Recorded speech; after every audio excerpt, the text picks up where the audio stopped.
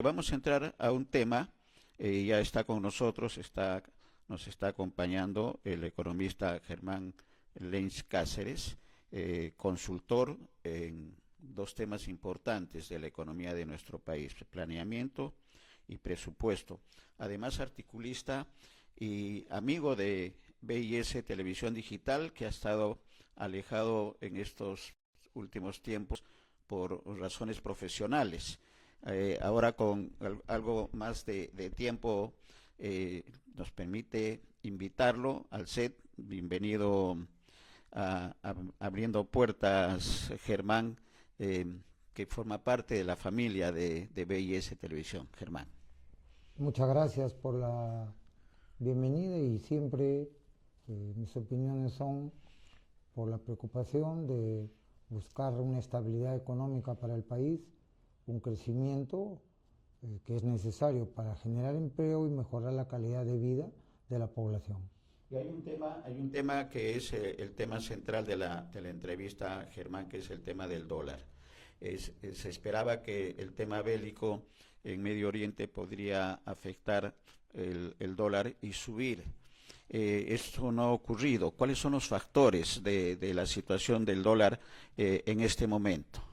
Bueno, estuve leyendo, como es normal, y en mis investigaciones, opiniones de diversas instituciones serias y también de diversos analistas económicos y opinólogos de la parte política, que hablan, ellos sostienen de que el tipo de cambio está bajo por los problemas externos que tiene el país, ¿no?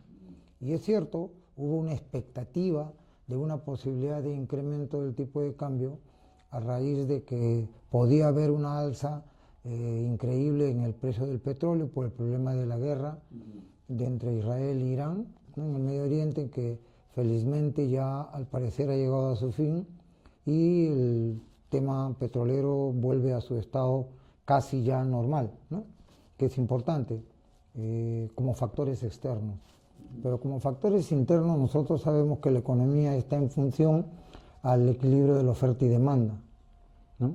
Salvo algunas veces que en el tipo de cambio el Banco Central de Reserva interviene con su política de flotación sucia, que le llamamos vulgarmente nosotros los economistas, que implica de que ellos salen a comprar dólares para que el tipo de cambio pues pueda subir y no afecte a las exportaciones fundamentalmente, ¿no? Y en esa línea, ¿cuál ha sido la proyección del MEF y del BCR?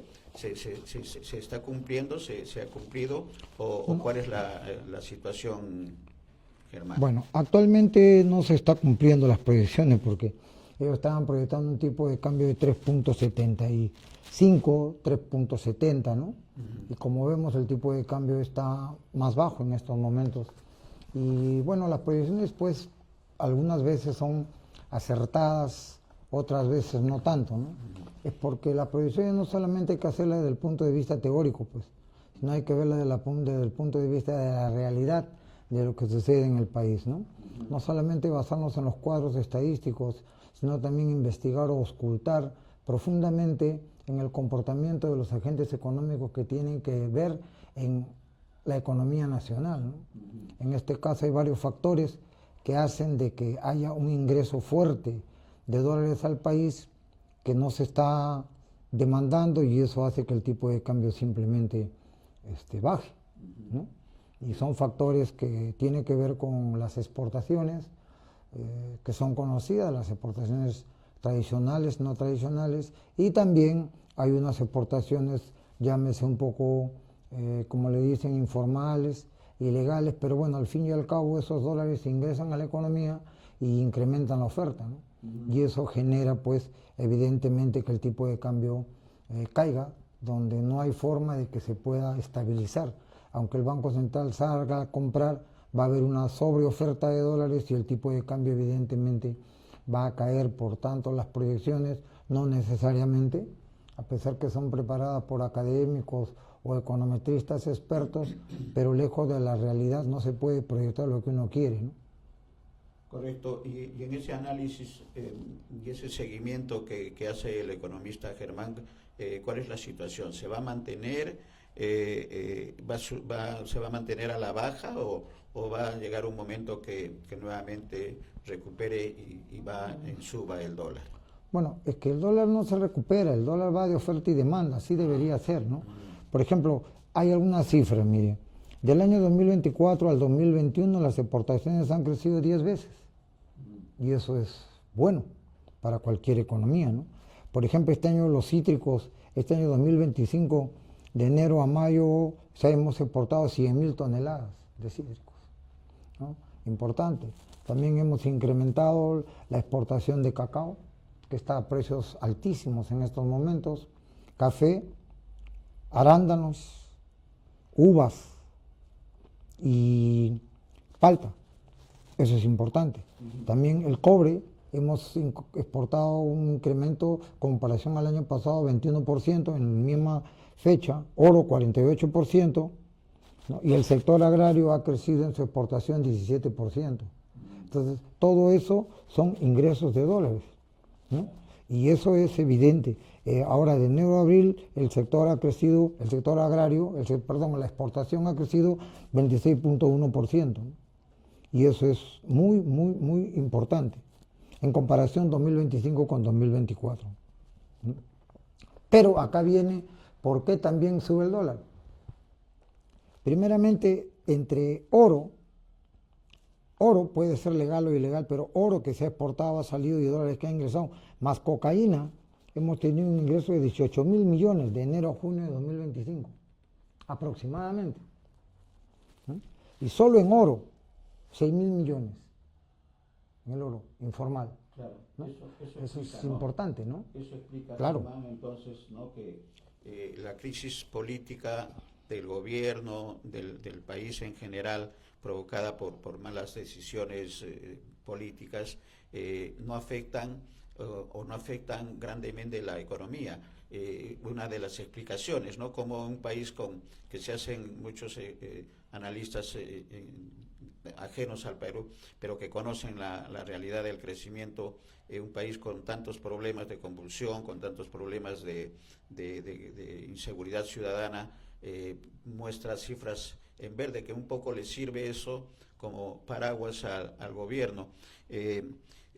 Significa también el comentario, Germán, que la situación tan óptima que está podría haber sido mucho mejor sin estos problemas, ¿o no? O tiene que ser mucho mejor, pero acá quiero dar un último dato que es importante. Por remesas de los peruanos que salen. 4 millones de peruanos vuelven a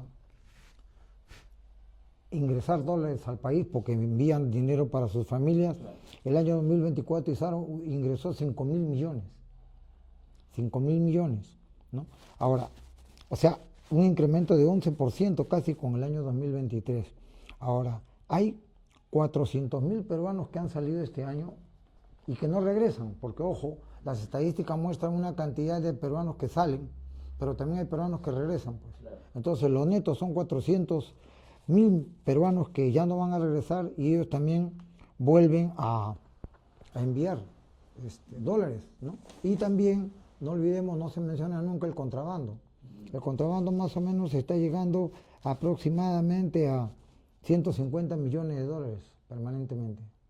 O sea, estamos sobrecargados de dólares en estos momentos, y cuando hay más oferta y la demanda es menor, evidentemente que cae el tipo de cambio, baja, ¿no? Porque no hay una estabilidad.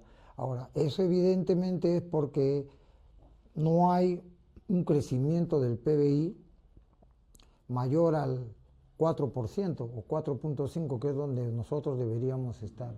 Estamos creciendo 3%, según las proyecciones de algunos 2.9%, otros 3.1%. O sea, la economía está estancada, lo que yo venía diciendo permanentemente. ¿El piloto automático se puede, ¿no?, decir?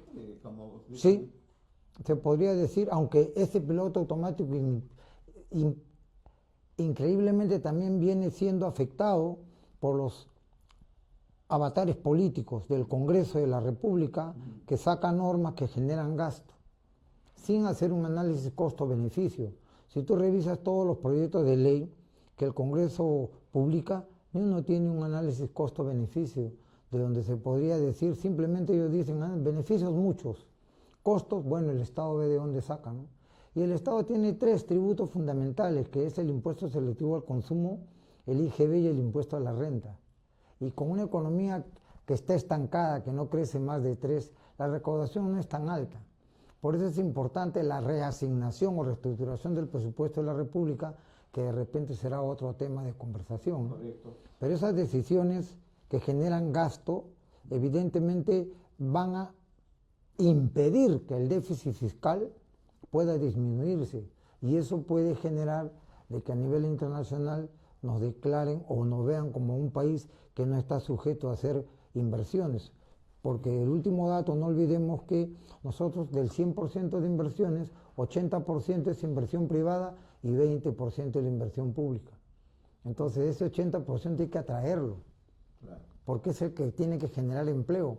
Porque una economía que crece 3%, o sea que esté estancada, no genera empleo en la cantidad que se necesita, los niveles de pobreza no bajan en la cantidad que se necesita, y no olvidemos un dato muy importante, son 300.000 peruanos que se incorporan a la población económicamente activa cada año y que hay que darles empleo.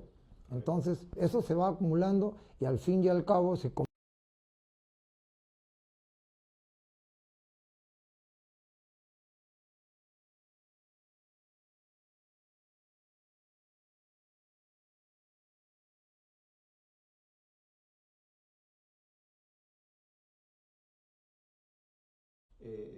pero la microeconomía es la que tiene los problemas con esta tasa importante de población económicamente activa que ingresa al movimiento pero que no tienen fuentes de trabajo. ¿Qué hacer? ¿Cuál es el compromiso que tienen que asumir el 2026 las autoridades que sean elegidas tanto en el Ejecutivo como en el Legislativo? ¿Cuáles son las recomendaciones del economista en el tema de no la macroeconomía, sino de la microeconomía, que es la que crea las fuentes de trabajo? Bueno, para lo que fui invitado, concluyendo, el tipo de cambio va a estar más o menos en estos niveles, se va a mantener. No creo que pase de 3.68, 3.70, no creo, ¿no? Porque no hay forma de cómo hacerlo que pueda disminuir. El precio del cacao por unos años más va a estar alto, no va a ser permanente, porque es evidente que ha sido por el problema del África, que no han producido la cantidad de cacao que se necesita. Vietnam, y ¿no? Entonces, claro, bueno, Vietnam también, pero el África fundamentalmente, claro. Entonces la oferta ha disminuido y con las exportaciones peruanas, bueno, pues se ha ido al cielo. Es el momento de consolidar la pequeña y mediana agricultura en esos aspectos. Bueno, regresando al tema que me preguntabas, es necesario que se elijan autoridades que conozcan de economía, que tengan las 3 características, los que dirigen al país, los técnicos que dirigen al país, 3 características fundamentales: que tengan productividad, porque nosotros no tenemos baja la productividad. ¿Qué refiero con esto? Refiero que tengan 30% de conocimiento, 30% de experiencia y 40% de gestión, de que conozcan, de que hagan algo. Y para esto siempre yo recomiendo algo por el cual ganó el premio Nobel John Nash, economista, que decía: es necesario llamar a los representantes técnicos de todos los sectores, salud, educación, vivienda, economía, ¿no?, en general, y que elaboren un plan económico de salvación para el país, porque si el país tiene proyectado el 2026 crecer 2.7, o sea, menos de 2.3, vamos a entrar en problemas sociales fundamentalmente. Va a haber un impacto social y un desempleo. Ahora, no te olvides el más de 1,5 millones de venezolanos que han ingresado al país, ¿no?, que también necesitan empleo. Entonces ahí aparecen la cantidad de abusos que hoy se da con los trabajadores en el sector informal. Bueno, regresando al tema, es de que sindicatos, representantes de los empresarios, representantes de la pequeña empresa, consumidores, todos se junten y se elabore un plan de gobierno de corto plazo para que adopten medidas y se reactive la economía. Esto tiene que ser elaborado, sustentado en políticas técnicas, pero con un manejo político responsable, de gente que conozca, de gente que tenga experiencia y sobre todo de gente transparente y que no tenga pues antecedentes totalmente negativos, ¿no? Anteriores, ¿no?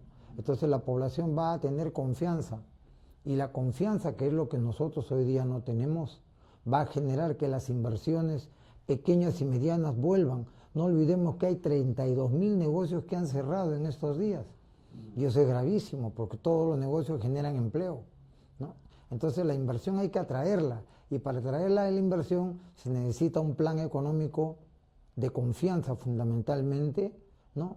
Que se cumplan las normas y eso mismo lo decía Adam Smith, el padre de la macroeconomía, lo decía siempre, ¿no? Confianza del gobierno, o sea, hacer una justicia de verdad como uno de los factores fundamentales e importantes, y lo dijo en La riqueza de la nación, de su obra fundamental. Entonces, si aplicamos una política de este tipo concertada, podemos entre todos hacer que el país vuelva al crecimiento de 4.55 a 6%, que muchas veces no, lo hemos estado haciendo por una economía primario exportadora, que ya lo conocemos muchos, de muchos años, que exportamos solo minerales, pero ahora es tiempo de promover la agroindustria, de promover más manufactura, de promover la inversión en el conocimiento, porque el conocimiento es lo que genera, ¿no?, los niveles adecuados para poder mejorar la productividad de los países que la tenemos bajo. Yo creo que el próximo gobierno tenemos que elegir a alguien que tenga un plan de gobierno y que muestre qué van a hacer, cómo, cuándo, dónde y quiénes son los que van a conducir, para nosotros tener confianza y para que la población tampoco se deje engañar. Pero bueno, será tema de conversación en otro momento, claro, sobre el plan económico. Sí, claro que sí, pero quisiéramos que haya una mejor precisión, Germán, si es posible, a este plan económico de salvación que estás proponiendo.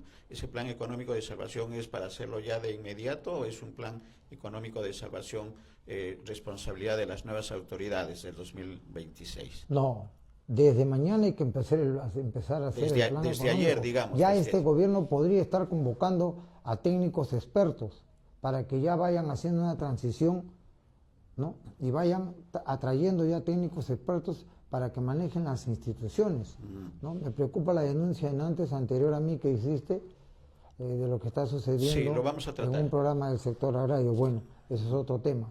Pero a mí lo que me interesa fundamentalmente es un plan de crecimiento para la economía que tenga como mínimo 4.5% a más, basado fundamentalmente en promover la inversión privada, pequeña y mediana. Claro, y la grande evidentemente viene al sector minero, ¿no? Claro. Pero queremos generar empleo y para generar empleo hay que promover la pequeña y mediana inversión e impedir que los 32.000 negocios que han cerrado sigan creciendo, ¿no? Entonces eso se puede empezar a hacer de una vez. No se puede perder el tiempo en mañana ni pensar en para hasta las elecciones, porque hasta las elecciones no vamos a continuar dándoles una calidad de vida paupérrima a los peruanos, ¿no? Ellos necesitan acciones inmediatas. Correcto, esa es una conclusión importante. Esta tarea es para ayer, no es para mañana, es para ayer. Y este tema de la corrupción que es también preocupante. ¿Cuál es el porcentaje de impacto de la corrupción en la economía? ¿Se tiene información actualizada, Germán? Porque debe ser importante el tema de la corrupción en todos los sectores. Bueno, según la Contraloría General de la República, en sus publicaciones que hacen, no son cifras mías, llegan a 24.000 millones de soles, ¿no? Que no es poco. Anuales, ¿no? Sí, anuales, en promedio, ¿no? Aunque para mí evidentemente es más, porque he trabajado en el sector público y conozco más o menos, ¿no? Pero bueno, no he venido a eso. Pero sí, la cifra de la Contraloría, que es una cifra oficial, es 24.000 millones. Imagínate 24.000 millones orientados a promover la sierra, carreteras pequeñas y medianas en sierra y selva. Podríamos comunicarnos y los agricultores podrían transportar sus productos, o los comerciantes podrían transportar los productos, y reactivaríamos sectores económicos potenciales con mercados importantes, ¿no? Pero bueno, es otro tema, ¿no? Infraestructura, comunicación y también infraestructura en educación y en salud, que también son sectores que están abandonados en este momento. Salud y educación es clave, ¿no? Es fundamental. Y el sector agrario también, porque produce alimentos. Correcto. Y tiene el artículo 88 de la Constitución que dice que el trato a la agricultura es preferente, ¿no? Entonces hay que darle políticas estables, manejadas por técnicos de prestigio. Creo que antes el señor exministro mencionó a un viceministro que actualmente está en el sector, un técnico prestigiado, pero es nuevo evidentemente, y él recién está conociendo, seguramente va a adoptar medidas importantes para hacer las correcciones, tal como se ha mencionado. Claro, y en esa línea también, y con el conocimiento del sector agrario de tu parte, Germán, la pregunta de la preocupación que se está mostrando con respecto al PCI, que es un sector importante. ¿Por qué es importante el PCI, Germán, para agricultura en la relación con los grandes proyectos? El programa sectorial de irrigaciones tiene actualmente a cargo proyectos emblemáticos que se le llama, de entre ellos Chavimochil, ¿no? Pero claro, no nace de ahí, sino es un contrato de préstamo que ya el gobierno peruano en anteriores gobiernos lo había hecho, ¿no? Y con el concurso del señor viceministro que acaba de mencionar, el exministro, que en infraestructura, que es nuevo, se ha logrado avanzar seriamente, ¿no? Ahora está de viceministro, bueno, y desde ahí seguramente está observando y va a adoptar acciones inmediatas para hacer cualquier corrección, ¿no? Claro, pero cuando las instituciones están bajo mando de técnicos de prestigio, como es el caso del actual viceministro, creo que se puede corregir rápido, ¿no? Correcto, y eso es importante. Lo ideal, porque el escenario para nuestros amigos televidentes, ampliando un poco más el tema del PCI, es que en mancha, como dicen los jóvenes, de salud, funcionarios de primer nivel que han sido cuestionados y algunos de ellos sancionados, eso lo vamos a investigar, lo vamos a tener en los próximos días, próximas ediciones de Abriendo Puertas, se han ido al PCI. Entonces, la alerta al ministro Manero, pero en especial, como bien dice Germán, al viceministro, que es quien tiene que tomar las cartas en el asunto, para que sean observados estos funcionarios que han ingresado y que no conocen el sector, que es lo más importante. Bueno, el que dijo que tenía que corregirse eso era el ex anterior a mí, el señor Benítez, ¿no? Yo de verdad no conozco mucho a fondo el tema ese, quién puso a quién, esas cosas, ¿no? Lo que yo garantizo, sí, porque más o menos tengo experiencia, es del actual funcionario, que es una persona de prestigio, moral, decente y que conoce bastante el sector, ¿no? A eso me refiero, pero es nuevo recién, ¿no? Correcto, correcto. Y si es nuevo, las posibilidades de solucionar y de poner un hasta aquí a estos funcionarios que no conocen el sector y que además están cuestionados por problemas de corrupción, las soluciones tienen que ser rápidas. Volviendo al tema macroeconómico, entonces, ¿cuáles son las proyecciones de aquí a diciembre, con la observación de que si se aplica este plan de emergencia de salvación, puede dar resultados y podría cambiar el panorama? ¿Cuál es la apreciación del economista? Bueno, habría que adoptar medidas con este nuevo equipo, si es que se logra hacer, importantes, ¿no? Como por ejemplo reestructurar el presupuesto de la República, ¿no? Reasignar gastos. Porque se habla, los ministros hablan del presupuesto, pero como no conocen ellos de dentro, entonces no saben cómo reestructurar el presupuesto. Hay gastos que cortar inmediatamente, dejarlos en cero y reasignarlos, ¿no? Al reasignar gastos usted promueve inversión, terminar las obras que están paralizadas, que son más de 1.200 obras que están paralizadas, ¿no? A nivel nacional, ¿no? Hay que terminarlas. Eso también son recursos que están ahí abandonados, ¿no? Cambiar ciertas legislaciones importantes para atraer inversión, dar estabilidad jurídica. Estos temas que vemos con la Fiscalía son vergonzosos, por ejemplo, ¿no? Un gobierno o un Estado, los gobiernos regionales también acá tienen que intervenir. A los gobiernos regionales también son presidentes de regiones que han sido electos y tienen funcionarios que tienen que actuar. Los gobiernos regionales, no sé, tienen sus presupuestos de inversiones ahí que ni los usan en muchos casos, o lo usan poco o lo usan mal, ¿no? O sea, falta cuadros técnicos que convoquen, pero cuadros técnicos que no sea por amiguismo ni por compadrazgo, sino que traigan cuadros técnicos reales, que conozcan, ¿no? Eso es muy importante. Y esos cuadros técnicos existen, hay que hacerlo. ¿Dónde están los planes de desarrollo regionales que cada región tenía que hacer e implementar? Preguntémonos si alguno lo ha hecho. Todo no es el gobierno central, ¿eh? Claro. Los gobiernos regionales Exacto. también tienen una enorme responsabilidad en cada región, sino que la gente al ver que ellos no los atienden, vienen a tocar las puertas del gobierno central. Pero el proceso de regionalización fue para eso, Sí. para distribuir competencias, y hay competencias que se han distribuido. Entonces las autoridades que electas tienen que tener equipos económicos que resuelvan problemas de su jurisdicción. Algunos tienen canon, tienen ingresos extraordinarios. Entonces tienen que asignarlos bien a la investigación, por ejemplo, al conocimiento, al sector salud, educación, como lo decías tú, promover el sector agrario, que es fundamental porque genera empleo, ¿no? Entonces, los gobiernos regionales tienen una gran responsabilidad, pero nosotros todos estamos siempre pensando en el gobierno nacional. El gobierno nacional está bien, tiene sus limitaciones actualmente, pero los gobiernos regionales, ¿qué hacen? ¿A qué se dedican? ¿Cuáles son las metas? Aparte de estarse ofreciendo como políticos buscando reelecciones, ¿cuáles son sus metas logradas? ¿Quién los mide? ¿Quién los controla? ¿Quién los fiscaliza? El punto sobre las CIES, ¿no? Ahí le vamos a pedir a Lucero, nuestra directora de televisión, que nos ponga en pantalla a Germán en la parte final de la entrevista con el agradecimiento del caso para un comentario.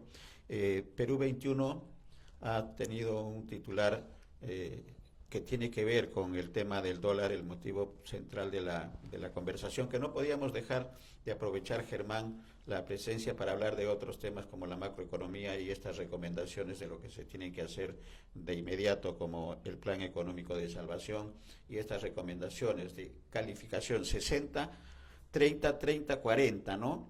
30% de conocimientos, Germán, 30% de experiencia y el 40% de gestión, de hacer gestión, de saber correcto. qué hacer, ¿Qué? de aplicar, simplemente aplicar el sentido común, la habilidad. Y eso es planificación. ¿No? Pero no se aplica. Correcto, correcto. No sé si... Y los funcionarios no deben de tener antecedentes, ¿no? Porque funcionarios Claro. que tienen antecedentes o que hayan sido expulsados por ciertas posibilidades de corrupción a su casa. Ahí tiene que ser sí o no, nada más. Sí, esa lucha contra la corrupción es impostergable en nuestro país. Si tenemos el titular, Lucero, para poder hacer el comentario de nuestro invitado con respecto al tema del dólar, que lo tiene, ahí lo tenemos, dice, el billete verde llegó a niveles que no se veían desde la época del COVID-19, el dólar sigue cayendo, dice Germán, y los que ahorran en soles están más contentos que nunca. Esta parte final, el comentario. Sí, mira, los que deben en dólares, que son grandes familias, cantidades de familias que han comprado sus departamentos, bueno, chiquitos, que Sí. chiquititos, no sé por qué lo autorizan, pero bueno, han comprado estos departamentos, les favorece que el tipo de cambio baje, pues porque ellos están pagando en dólares, ¿no? ¿Qué sucede si vuelve a subir o el Banco Central interviene para que suba? Ellos se perjudican, porque muchos están desempleados en estos momentos, ¿no? Sí, Y tienen deudas en dólares. Ahora, los ahorros, bueno, el ahorro pues es atraído siempre por una alta tasa de interés, ¿no? Y cuando la tasa de interés baja, evidentemente uno ya se genera expectativa de no poner sus recursos en los bancos porque pueden correr ciertos niveles de inestabilidad, ¿no? Caso la Caja Sullana, que o tantas cooperativas que en estos momentos están siendo liquidadas, ¿no? Entonces hay ciertos temores, ¿no? Pero también los que ahorran en soles. Claro. La tasa de interés ha empezado a bajar en soles, ¿no? Y si nosotros queremos atraer el ahorro, porque nosotros no vamos a poder seguir viviendo del ahorro externo, endeudándonos, tenemos que generar ahorro interno. Y para ahorro interno tenemos que generar pues utilidades, ¿no? Claro. Decía justamente los 32.000 negocios que acaban de quebrar, ¿no? Eso no hay que permitirlo. Entonces, la caída del dólar favorece a algunos y no favorece a otros, ¿no? Son consecuencia de políticas injustas pero necesarias, o entre lo posible y lo deseable, como decía un economista de muchos años, ¿no? Eso es simplemente, ¿no? Yo siempre, cuando converso, digo, lo decía un español, hay economistas que se preparan para hacer más ricos a los ricos, y hay economistas que nos preparamos para sacar a los pobres de la pobreza, y ahí estoy yo. Correcto, y estamos en esa línea porque nosotros, Periodismo Independiente, buscando el desarrollo humano, pero con justicia social, que creo que es la parte de la responsabilidad que tenemos las profesiones, la profesión Claro, de la economista. Constitución Política señala bien claro que estamos en una economía social de mercado, o sea que el gobierno tiene que intervenir en ciertos momentos para buscar poner orden en el mercado, ¿no? Porque el mercado solo, pues, ya tú sabes, que se genera monopolios, oligopolio, que será otro tema de conversación. Que lo vamos a tener. Muy largo. Lo vamos a tener porque este reinicio del contacto con nuestros televidentes, Germán, que agradecemos, esperemos que vuelva a darse en el más breve plazo, quizás a través de una secuencia semanal de temas económicos para ir advirtiendo a nuestros amigos televidentes cuál es la situación y cuál es la tendencia y las recomendaciones más importantes. Gracias, Germán.